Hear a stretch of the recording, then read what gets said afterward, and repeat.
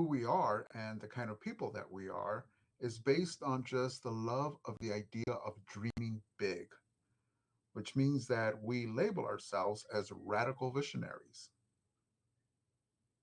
in a way that we want to have this mission of changing the world, not just the status quo as we have been accustomed to and accepting, but what we want to do is just take action for systemic change. We need to get rid of what was once the foundation and reestablish a foundation to be able to fit the needs of our communities. So, the type of services that we provide are services for deaf survivors of domestic violence, which we use D for, as well as those who have experienced sexual violence, and we use SV for that. We also serve a variety of communities who have experienced, for example, violence through their family, abuse, physical abuse, or emotional abuse. We also help people who are deaf who have experienced stalking or other forms of intimidation from partners or family members. We also serve people who have experienced human or sex trafficking, which would mean that a person would be forced to work as a sex worker with either no pay or abusive manners of exploitation. We also work with people who have experienced roommate abuse and coworker abuse. This is where you can be in the workplace and experience this abuse. We're very happy to help those people as well. And the people that we give our services to isn't just one population. We work with the deaf population, the deaf blind population, hard of hearing people, and deaf individuals, deaf plus individuals, and the like. We also work with a variety of ages. There's no limit to the age group that we'll be willing to work with. Those who have gender identities of all types, those who express their sexual or romantic orientations. We work with all people. Those who are also born here in the United States, as well as those who are immigrants who moved here from other countries or who are also refugees who are escaping their home country due to traumatic experience or devastations that will allow them to have a better life here. And some of those have also been taken advantage of or have had experienced abuse either in their home country and here, and we provide those services as well. We also provide local services um, for both advocacy work that we provide in state and out of state. And what that means is that we provide remote advocacy work either through video conferencing or texting. Um, and maybe a person who has experienced domestic violence or sexual violence is someone who can be working with somebody who has never experienced that, but may want to have somebody there with them while we provide these services. Next slide, please. Now, more about DeafHope. We provide training, as I just mentioned, but we also provide training and education for communities um, and for people who also work with other deaf service orientations, also hearing service providers, deaf service providers, and both domestic violence and sexual violence training. We have worked with police officers, police departments, people in shelters, people who provide a variety of social services and social training. We provide workshops, presentations, webinars for our deaf community as well. And lastly, we provide specialized domestic and sexual violence training for people who wish to become advocates, volunteers, or allies. Next slide, please.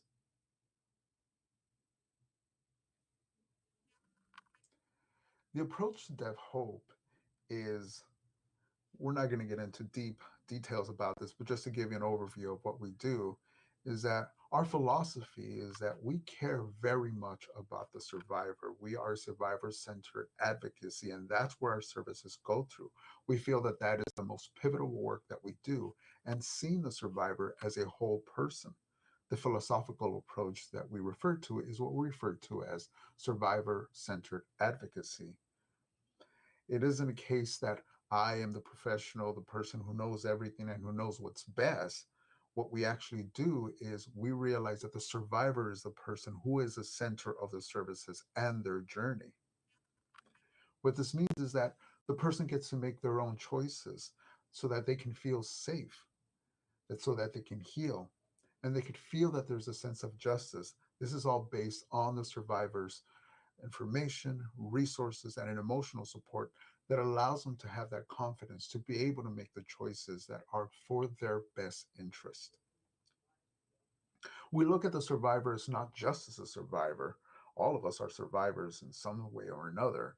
But we look at the survivor as a whole person as well, which means that they have their own beliefs, they have their own hobbies, they have their own habits.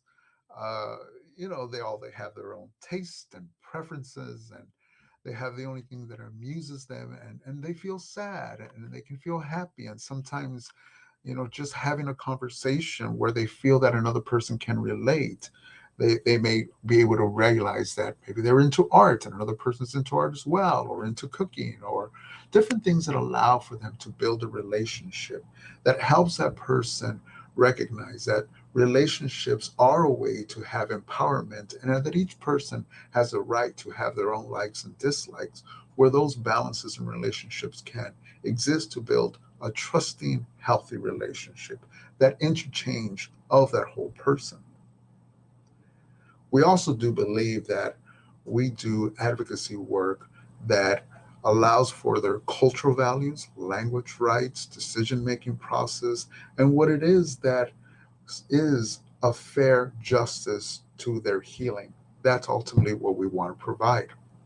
Additionally, our philosophy is trauma informed advocacy.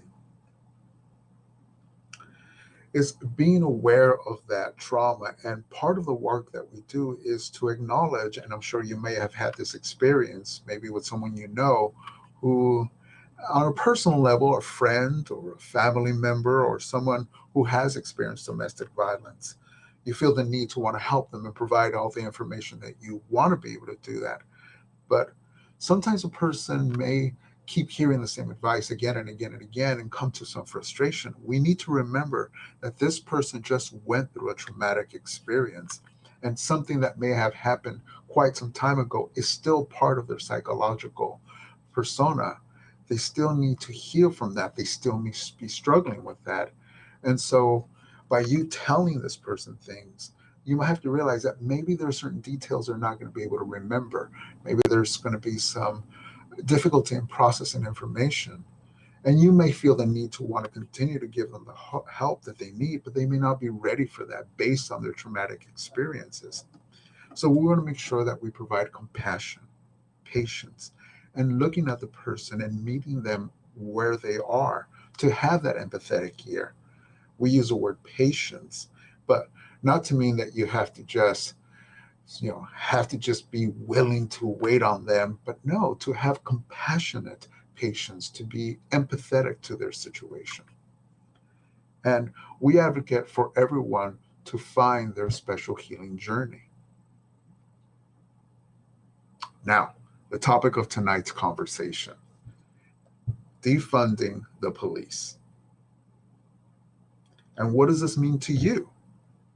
Now, before we begin, I want to take a moment to just consider what this might mean to you. In previous conversations that I had in this topic, a lot of times I would notice that two reactions would come up. Either a person would say that it's a white person who has white privilege who is colonizing the lands, and for many people might feel that it's the land is not special. Well, who does this belong to? Well, the land that we're represented here is the Muwakma Ohlone indigenous home base. This is a homeland of the Muwakma. And secondly, one of the things that I want to recognize as well is the importance of self-recognition. We have the right to be white. I am a person who's white, cisgendered male. I'm an educated person, and I have a lot of other privileges as well. This topic about defunding the police is, from people who have experienced, those who are Black, Indigenous, and other uh, minorities who have had those oppressions, systemic oppressions.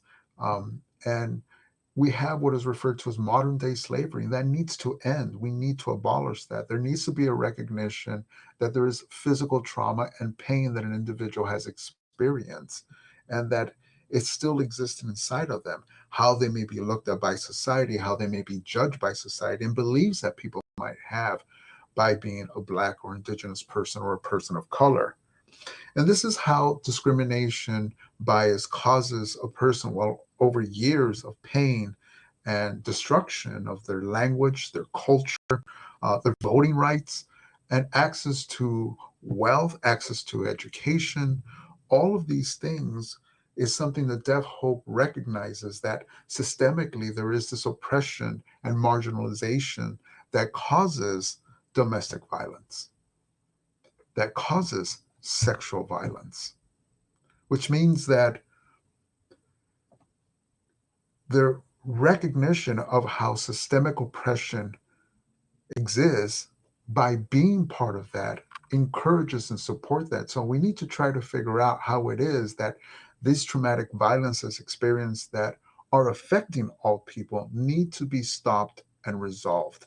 This violence is something that caused by the encouragement of systemic cultural societal oppression from people who have experienced the most painful experiences, people of color, uh, women, men, people who are LGBTQ, people who are financially struggling, people who don't have access to education and language, people who are disabled, people within the deaf and hard of hearing and deaf blind community. So now I'll make some comments that I wanted to ask about what you think it means to defund the police. What does that mean to you? Remember, uh, I had posted to a friend of mine who is white and hearing about this, and they kept saying, but what about school shootings, and what about domestic violence, and how can we do away with the police? Who's going to be involved if we defund the police? And what do we do about those people who are murderers and want to repeatedly hurt people, and those who are drug addicts or alcoholics, or who, what do we do with those people? And there had to be a recognition that there are people who, yes, we need to have that support. There needs to be an opportunity to be open-minded, but there also has to be a sense of, well, the backlash that may come from this.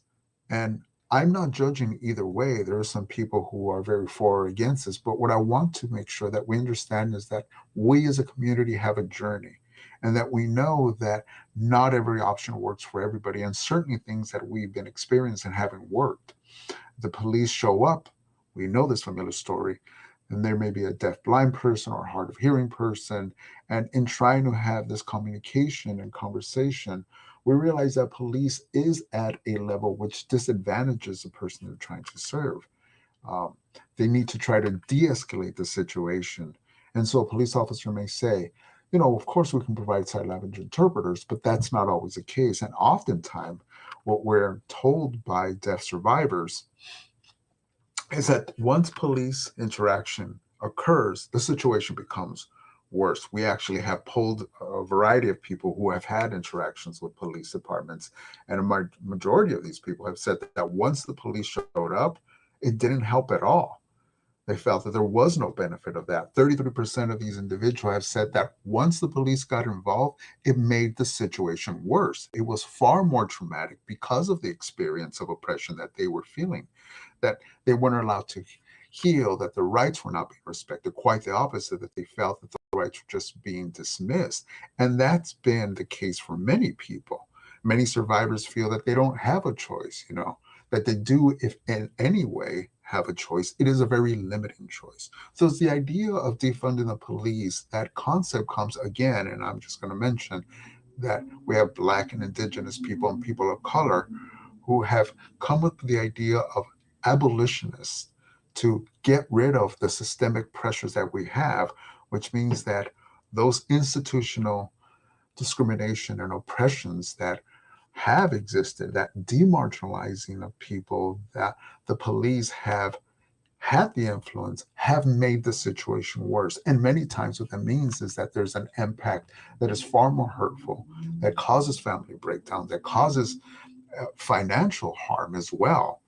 People are sent to prison.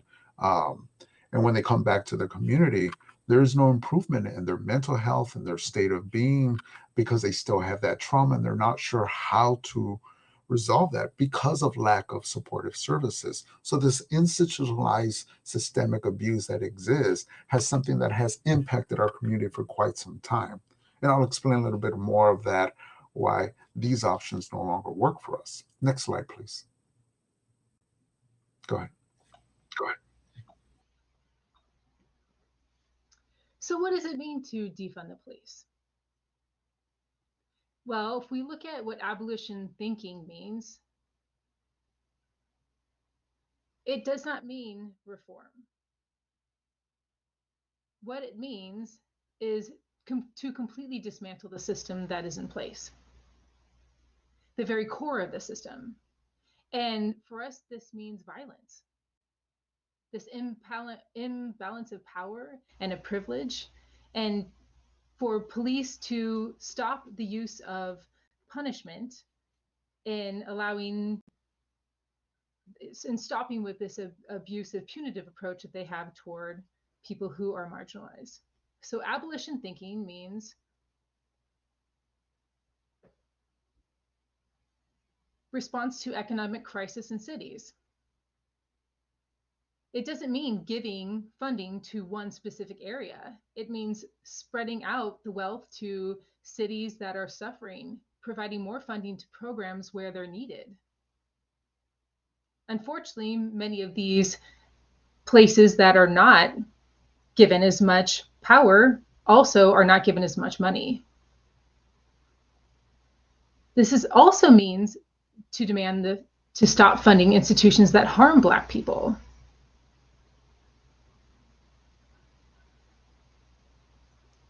So we want to take the money out of the police force and put it into communities where people are most marginalized.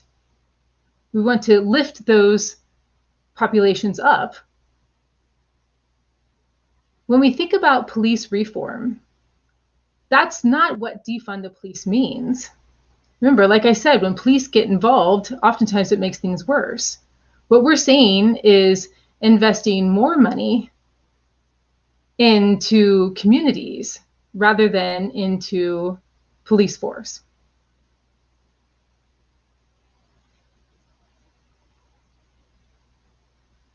So we don't want to get to a place where we see new trainings or equipments or programs put in place because of police brutality. Why would we want to continue funding systems that have already oppressed groups? Why do we want to make that situation worse? This is obviously not something that we want to do. So what defunding the police means is reducing the power, scope, and size of police departments.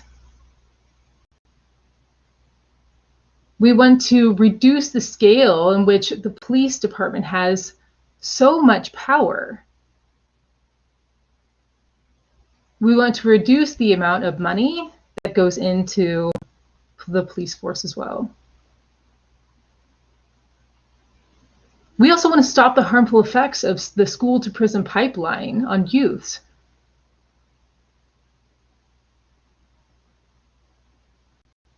This oftentimes, we also want to stop the mass incarceration of disproportionately targeting people of color. And this oftentimes, police focus on people with disabilities as well.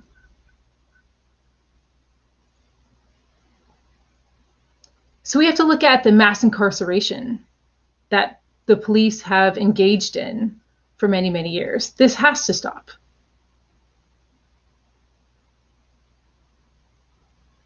We've found that this actually does not stop crime from happening. We incarcerate people and we think that it's going to benefit them, but in fact, it actually makes those people's situation much, much worse.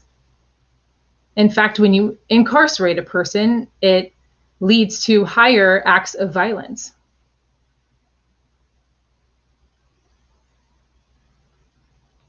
So if I want to be committed to stopping active violence, this means I have to invest in making sure the communities that surround me are a happy and loving place. So how is it that we're going to put people in jails and prisons where we know that sexual violence and domestic violence still occurs, and violence happens within incarceration, in prisons and jails?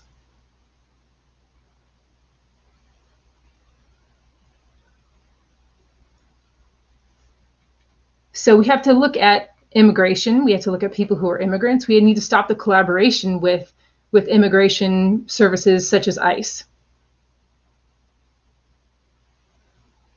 So defunding the police also means investing in communities.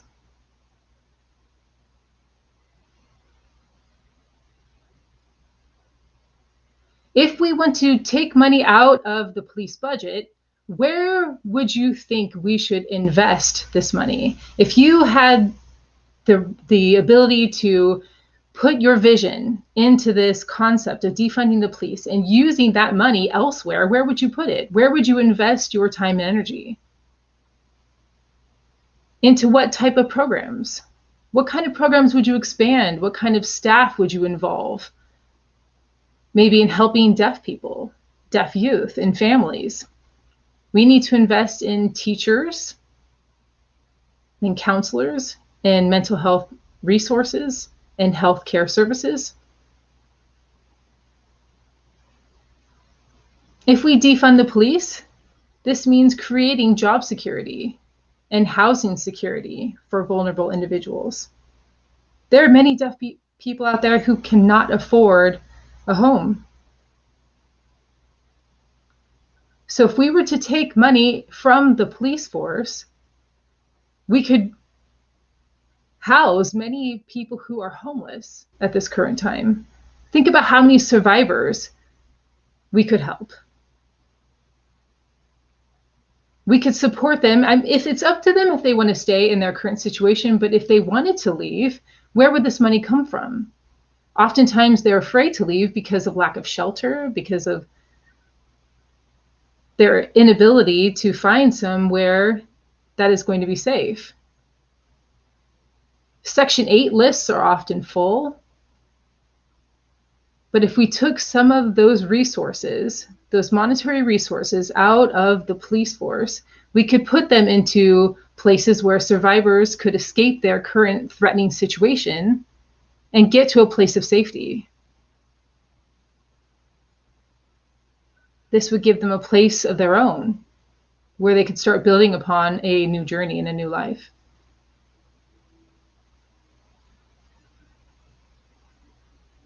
So for somebody who has been involved in the criminal system, we look at the criminal justice system in a larger scope. We typically see it from a punitive lens.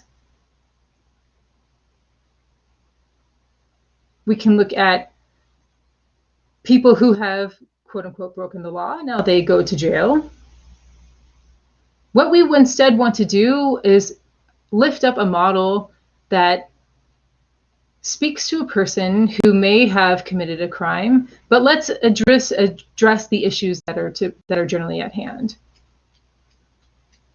We need to look at transformative justice. Another approach we should be looking at is restorative justice rather than punitive justice. Both restorative justice and transformative justice are community-based.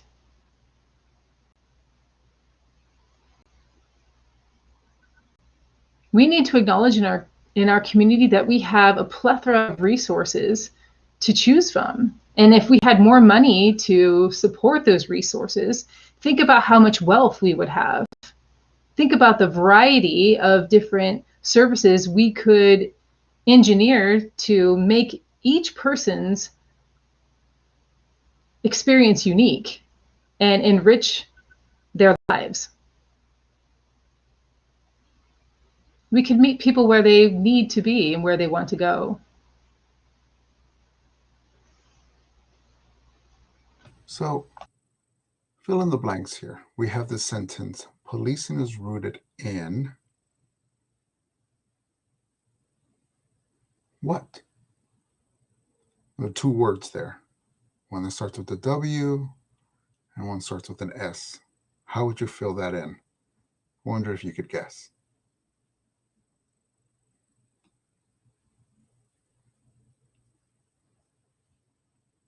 You feel that you know? And some people might be shocked to see this. Next slide, please. White supremacy. And you might wonder what we mean by that. Next slide, please.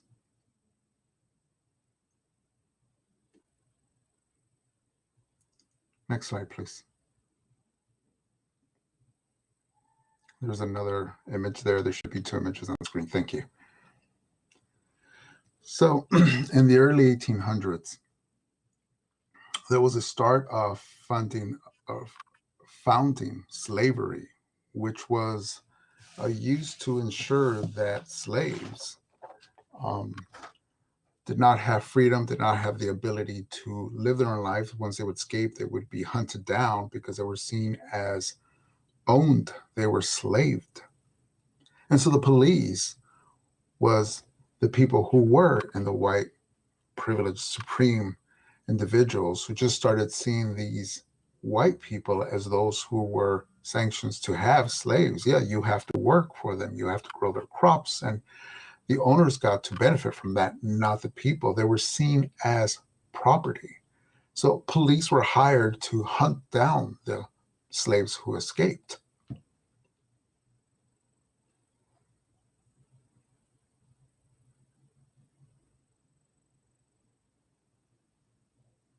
And here you see a poster, a flyer that was sent out in 1851 in Boston, warning Black Americans and enslaved people that the police were hunting them down, that they were seen as kidnappers, as slave catchers. So they were warning the community that this is how the police used to conduct themselves. So now we have to look at policing and mass incarceration. An important thing that our organization wants to focus on is wait, where did it go?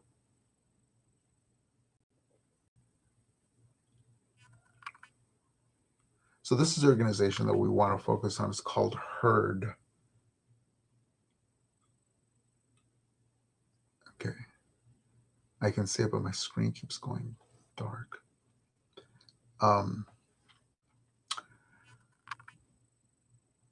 So policing and mass incarceration. The US has approximately 5% of the world population, but we have approximately 25% of the world's population being incarcerated. So that's happening here in the United States. We have the highest incarcerated population, and those that are in prisons typically are people who are people of color, those who are members of the LGBTQ plus community. And those are the people who are at highest risk by being targeted by police and sent to prison. And they have the longest prison sentences as well. So our population here in the US has approximately 20% of individuals who are disabled. But those who are incarcerated make up approximately 60 to 80% of incarcerated individuals, over 60% who are targeted. This, of course, includes Black and Indigenous peoples as well, who have a higher risk of being incarcerated as opposed to those who are white, cisgendered males without disabilities. Next slide, please.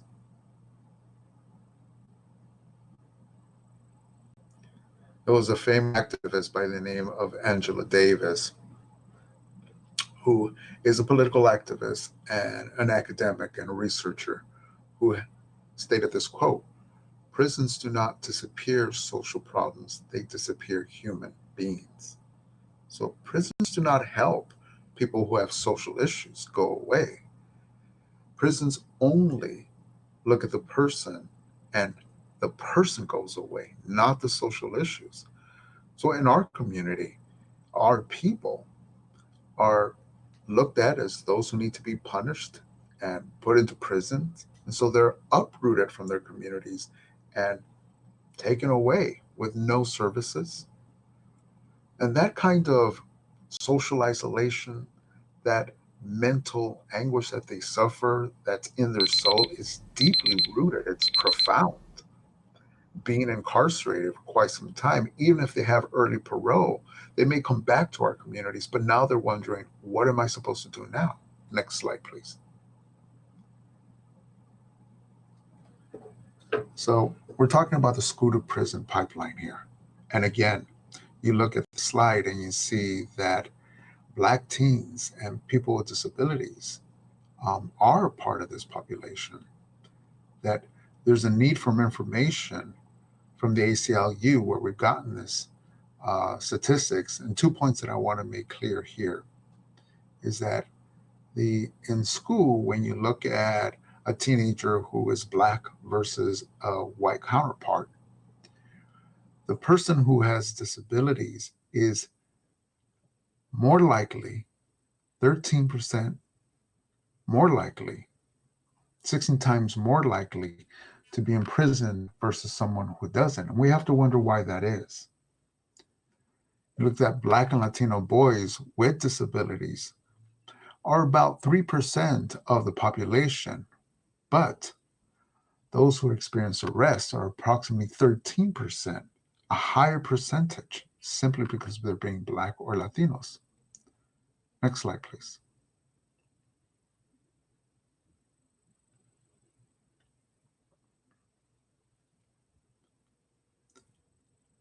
And this concept might be new to some people, but it's like the school to prison pipeline. This is the foster care to prison pipeline, which means that those youths who are in foster care and in that system, working with social workers who are placed in other families to care for them, have a higher chance of being pipelined into prison, which means that they're at higher risk of being involved with punitive institutions, the systematic risk of being arrested, being charged with crimes, being found guilty of crimes, or forced to stay overnight at a prison. And if a person's deaf and young, that's a very dangerous and serious position to be in.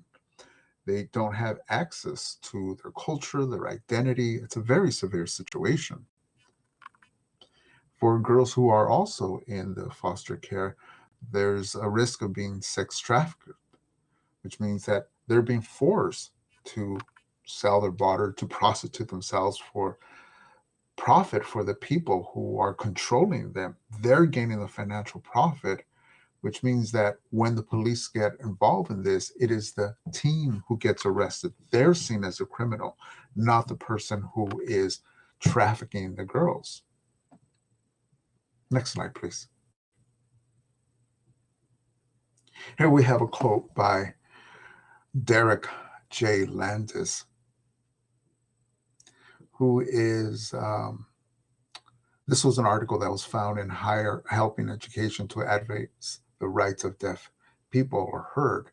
And quote reads, as you saw there on the screen. Can we go back, please? Yes. So the quote reads, and I'll sign it for those who need it. Deaf and disabled people have been killed, assaulted, and arrested for deaf and disability related behaviors that were misunderstood by law enforcement.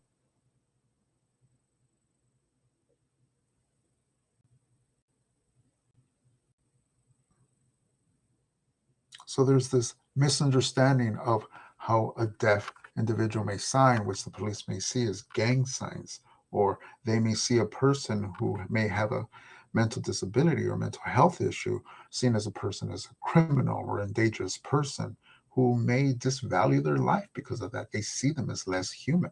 Next slide, please.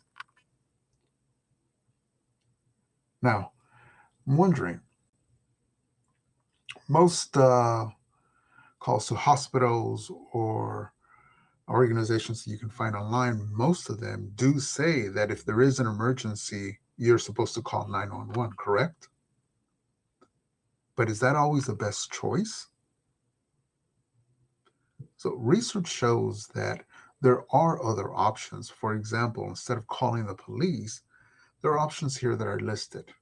And these are things that California has already implemented.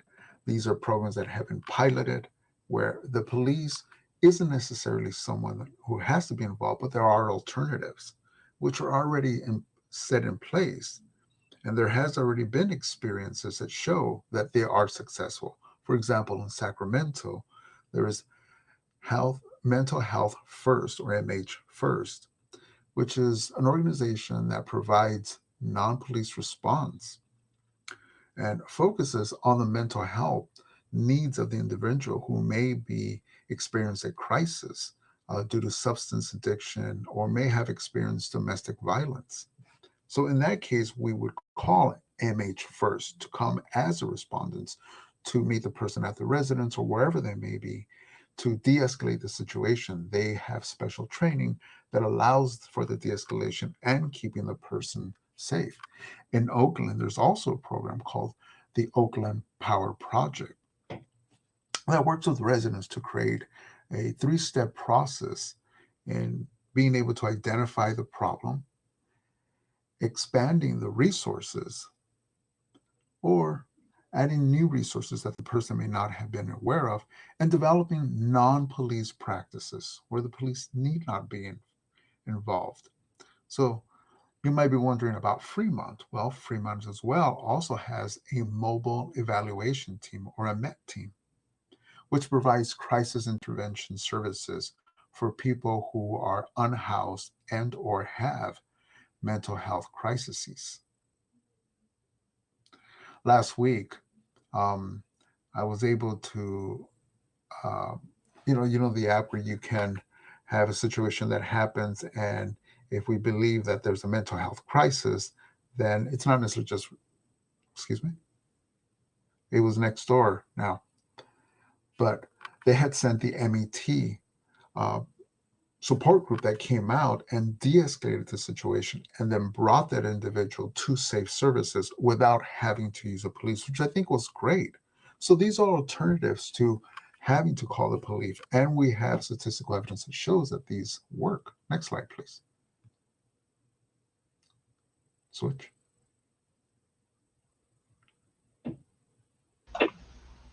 Now, you might be curious as to...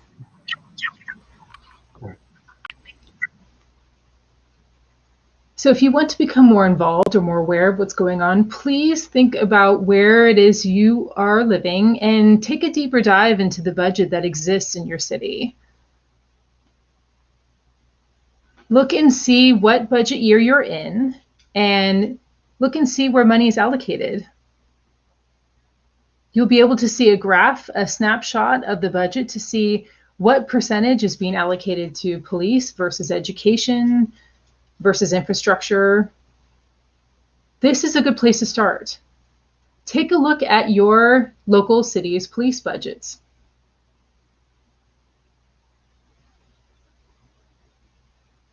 The point that I'm trying to make here is that the police take up a large, and I mean billions of dollars from our general funds. We as tax-paying citizens have a right to say to our police and our cities that we want to have the money where it belongs. We care about each other. We matter to one another. Therefore, we should invest in one another. The way you can help deaf community and the way that these concepts also help deaf community, I think, is by making 3 things in particular a priority. The first is funding mental health and wellness for deaf community. and putting our money and resources toward education and family services. Every deaf child should have some type of deaf mentor involved in their life if they live in families where everyone around them is hearing. It's so important that they see people who look like them and who use sign language like them. And thirdly, I would say we need to fund housing security for deaf communities. We need to make sure that we put money aside to help deaf people so that they have housing. It's a major insecurity right now. So now let's start looking at some actionable steps. What can you do? It's an excellent question. There are many things we can do. First and foremost, like I said, research the local budgets within your communities that go toward the police force. Think about your wish list for your community. What kinds of programs or organizations would you like to see in place? Check and see how much they would cost. You can go ahead and do some of those rough estimates. And once you get those numbers in place, contact your local representatives. Tell them that you want some of the funds that are currently going to your local police force to fund some of these other avenues. If you are really invested in wanting to make sure violence ends for our deaf community, these are some of the actionable steps that you can take. If you have any interest in resources, I want to leave some time for Q&A, but here are some resources that you can take a deeper look at. The first one is interruptingcriminalization.com. I highly encourage you to check this out because it has a toolkit. It actually has a Defund the Police toolkit. So I strongly recommend you all take a look at that. Then there's also 8toabolition.com. This is also a wonderful resource. If you want to see sign language, take a look at HEARD. Look at their organization. If you want to see any vlogs or information done in American Sign Language, you can see more information about mass incarceration on their website as well. And then the facebook.com/DeafHope page, which is Defund the Police, What Does It Mean for Us? That's where you will see more information and webinars specifically around this topic by a person by the name of Jack and Artelina. These people have given a lot of time into making sure that the information is available to you in ASL. So this brings us to the Q&A portion, but I want to make sure you have our information up here in case you want to contact us in the future.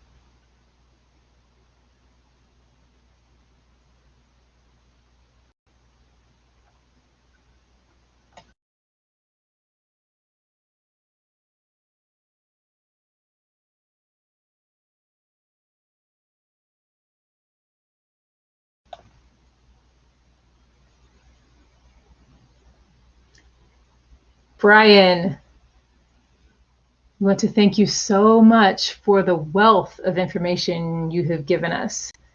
It's a lot for us to absorb. But after this webinar is done, and once we are done live streaming, I will make sure that your information is available to others who were not able to partake in tonight's webinar, so that it'll be available for them to watch on their own time. So I really appreciate you being available to us if we need to contact you after this is over. I know I will definitely be reaching out to you myself. Something that I learned that, and I'm so thankful to have you here, is that I think you fall in line with our mission, which is to make sure the deaf community is constantly kept informed. So we do have some, let's see actually if we have any questions from our audience. Here's your first question. Since you mentioned that you serve people who are immigrants, refugees, and people within the United States, how about undocumented people? Will you serve them as well? Great Great question. The answer is yes. We do serve survivors who are undocumented. We serve any deaf survivor, whether they were born here or born in another country. It depends on the situation, but we will definitely help them link up to resources they may need in order to achieve the sense of peace that they need in their life. So to answer your question specifically, yes, we absolutely will serve undocumented people as well. That is so wonderful to know that you are there as a resource. Yes, I absolutely agree that it is so critical. The next question. I want to make sure I understood you correctly. You mentioned that all ages can be served. You mean under the age of 18 even, correct? The answer to your question is yes. We serve people of any age. Our experience thus far typically is serving populations that are adults. I would say that's the higher percentage of those that we serve, but we also serve deaf youth, deaf teens. I think the reason why it might be a more difficult population to serve is because they're not as visible. Teens and youth are more difficult to get a hold of.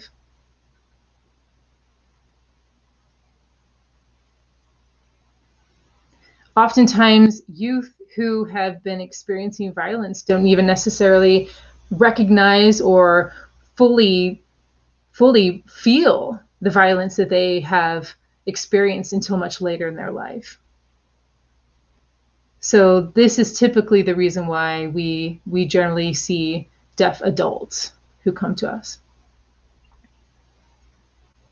I think it's also probably observing behavior as well, too, right? Oftentimes, deaf youth may not even realize what kind of behavior they're engaging in until they're much older and really start to unpack some of the reasons why they are engaging in these behaviors. Okay, the third question is, since DeafHope is in San Francisco, I wonder if there is another agency like yours in the Central and Southern California area. Great question. Yes, because I do want to acknowledge another organization not called Peace Over Violence, POV for short. It's run by hearing people who have a wonderful in-house deaf program. So when a survivor connects with us and we find out that they live in a more southern region, we can make sure we refer them to POV. They have deaf advocates there who communicate with them. I think it's really important to make sure you have local advocates and resources at your disposal within your specific area or region. So we want to make sure that we don't have any survivor who falls in between the cracks. So excellent to know about Peace Over Violence. I actually have a few friends of mine who work there as well. So I think that's a great resource that that you are linking up with. And it's great to see that you are partnering with them. Let's move on to the fourth question. Have you experienced survivors who, in fact, filed for justice? The answer is yes, and it's an interesting one, because if we talk about physical or sexual violence or domestic violence, of course, it's going to depend on the situation. Now, if there are children involved, this is where the situation usually gets redirected to family law. Even though it is a criminal act, and because there are restraining orders and protective orders that may be involved, there could then be a divorce that happens. We need to have parental supervision plan in place. If we talk about physical or sexual harm that's taking place, usually the DA or the prosecutor will get involved. And this has more to do by county. So sometimes we deal with survivors who do not want to be involved in the court system, but they have no choice because the system gets involved and sees within their case that there's evidence that states by law that they must be involved in the court system to a certain extent. The police then, their hands are tied. So this leaves the survivor wanting to know, if they file charges, will they ever see an outcome that they want to see? And there's no guarantee that just because a person is being harmed, that the perpetrator will then be involved in a criminal case and be brought to justice in the way that they should be. So we've seen people have to testify in trial in rape situations. It becomes very, very complex. And I agree, every situation is unique, and the survivor is oftentimes the expert, but if they don't want to file for against their perpetrator, that absolutely becomes a very difficult situation. If I might add, with DeafHope, what we do is we try to, our bent is not toward criminal justice. We are a community-based approach in terms of our restorative and transformative practices that we want to see take place, where we put the survivor in the center of everything that's going on. It is the survivor who leads the process to heal through their own journey. That's the reason why we call this, we have a restorative circle. We have structures put in place to make sure that we put the survivor in a place where they are fully supported and informed along the entire way. If we talk about a person who is a perpetrator and they are accountable for creating harm, we try to make sure that we get them involved to the extent that it's possible to create some change if the survivor still wants to maintain a relationship with this person. We want to use the community that we have to create a place where they can repair the relationship should they choose to want to do that.